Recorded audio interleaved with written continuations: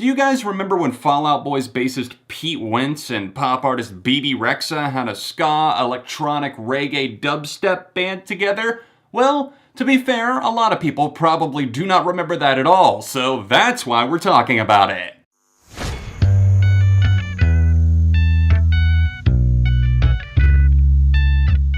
What's up everyone, welcome back to ARTV. My name is John and today we're going to be talking about the band Black Cards that were formed by Pete Wentz and friends in 2010. And why are we talking about that? You're probably scratching your head and wondering diligently. Well, thank you for asking, my little pupils. Today we're going to do a deep dive on this because I find it to be a very interesting subject because this all went down when Fall Out Boy were on hiatus, and obviously Bebe Rexha was not a known name at that time, so them coming together, joining forces, it's just interesting. Obviously, Black Cards were not a dubstep band overnight, nor in fact were they ever even entirely a dubstep project. It went through a lot of evolutions, and we're gonna try our best to break things down today. But it started off as just Pete Wentz and company rounding up a few friends, not exactly having their faces revealed before finally announcing a lead vocalist, and that was Bebe Rexha, an artist at the time who was known for writing for other artists, not her own solo material. She eventually went on to write the hook for The Monster by Eminem, which was performed by Rihanna on the hook,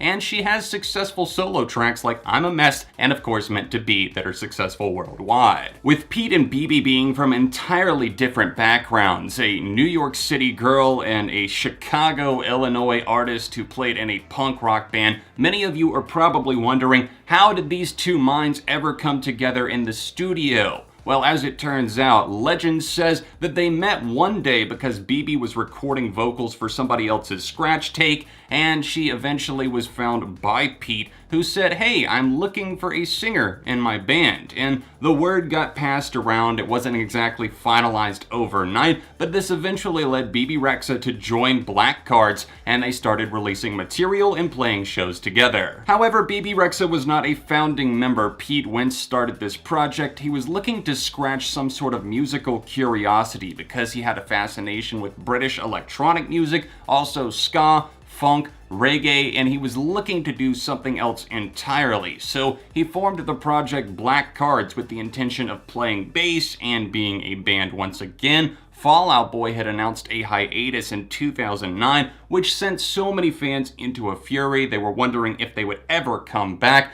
And then in 2010, early on, Pete Wentz tweeted, "A hiatus is forever until you get lonely or old. I don't plan on either." And obviously, this cemented a lot of fans' fears, and Black Cards was launched shortly after. Not only was Pete learning to take time away from Fall Out Boy, but he had also envisioned this time off from the band as a time to grow closer to his wife at the time, Ashley Simpson, and their first child together, Bronx. They of course divorced not long after. She filed in early 2011, and they finalized that divorce in the fall of that year. And Pete was dealing with all of these things during the time of Black Cards, and I honestly believe that that had a lot of impact on why the sound was so all over the place, a bit manic. Pete wasn't exactly handling everything correctly, and I can't fault him for that because there were so many things that were coming down the pipeline. Black Cards was pretty much a wild but quick ride with not much music to show for it. The band also had their less talked about members Spencer Peterson and Nate Patterson on drums and guitar respectively, although that eventually changed. Black Cards did play some live shows. They lined up a few dates for 2011, including a stop at the major music festival Lollapalooza. They only played a few tracks there, with one being infamously now the only single to ever see a proper release with Bebe Rexha on lead vocals.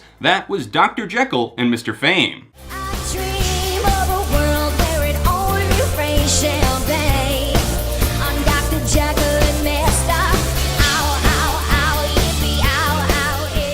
For as weird as Black Cards was originally envisioned to be, and for what Pete Wentz sought them out to be originally, they simply were more of an amalgamation, early on at least, of their British, electronic, and funk influences, eventually just kind of giving way to dubstep trends that were so prevalent at the time. And not that I fault them for taking on that sound, again, it just seems like Pete was dealing with a lot personally and kind of projected those feelings into the musical project. There were modern twists to the music, and the songs that they put out, including the single Dr. Jekyll and Mr. Fame, were decently catchy, and that one in particular was fun to revisit before recording this video. This, however, was meant to serve as a starting point and not the grand finale, not the bang that they went out with. But Bebe Rexha announced her departure in early 2012. Rexha's departure was unfortunately the second major female force in Wentz's life to depart within a year's time, including his ex-wife Ashley Simpson. She did announce that she was leaving the group on good terms, and she did want to focus on her songwriting for both other artists and her own solo career. After Bebe Rexha exited Black Cards, guitarist Nate Patterson also quietly left the group,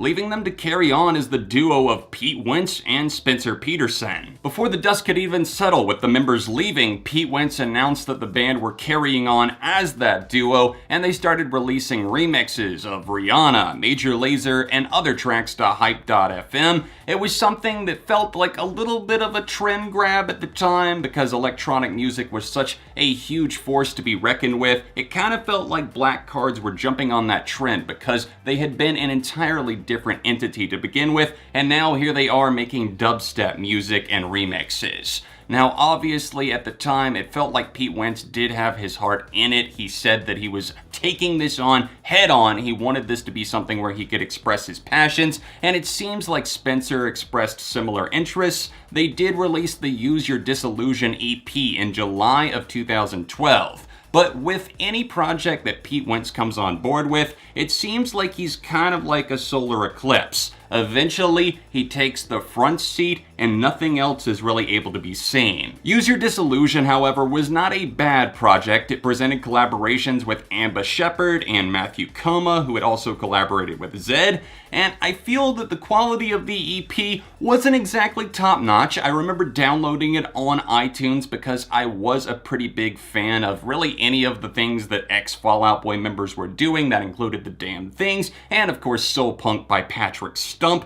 This was a project that I had a little bit more trouble getting into. Even though I was into dubstep, I'm still a fan and advocate for that movement. I don't look back on it as awfully as some other people seem to, but the Use Your Disillusion EP, it had a few songs that were well produced, others that had poorly timed drops, the mixing had issues, but the track with Matthew Koma, who is apparently with Hilary Duff, what even is life? I had no idea until researching for this video. That song was actually incredible because of Koma. His vocal performance was just so nuanced, also so calm but strong, and the production was surprisingly perfect on this one, with the drops and the shifts in mood being so perfectly timed. With all of this being said, and all of their projects and songs and remixes being out in the world, why did they fall off the face of the earth, and why did they disappear? Why the radio silence since January of 2013, the most recent post that I could find from Black Cards? It seemed like they had only reached the tip of the iceberg, but I do have a couple of theories as to why this happened.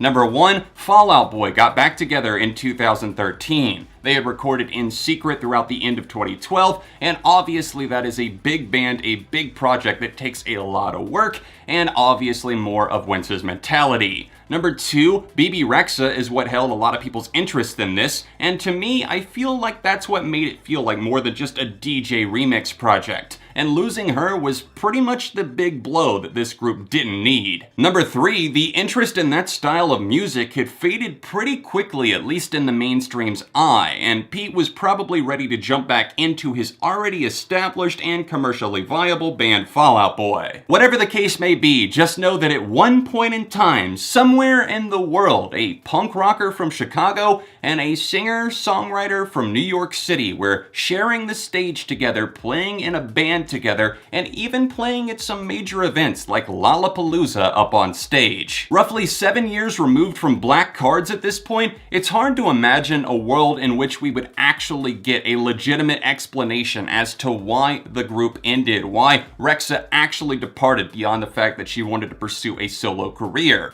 She really didn't blow up until at least 4 to 5 years later. Meant to Be with Florida Georgia Line was the track that really put her on the map and made her more of a household name. But in the years that followed, she continued chasing that solo career. Pete Wentz got back with Fall Out Boy and has released several albums, so I would be curious to know. Maybe tweet this video to Pete Wentz and Bebe Rexha and see if we can't get some more concrete answers. Thank you guys so much for buckling up and tuning in to a video that was a little bit different from what I usually do, but I want to do other videos like this where I explore topics that are of interest to me that I don't see a ton of other people talking about. Anyways, if you have any interest in checking out the music of Black Cards, then check the link down below, drop a like on this video, and subscribe for the love of music. Just gonna leave with a shout out to my Patreon page. Videos like this are a lot harder to put together and edit because there's a lot of research that goes into them. If you want to continue seeing videos like this, then please support the channel on Patreon. Other than that, you can see a couple of recent videos that I am very proud of right here below you in these annotations. All of my socials in the description, and I'll see you soon for more on ARTV.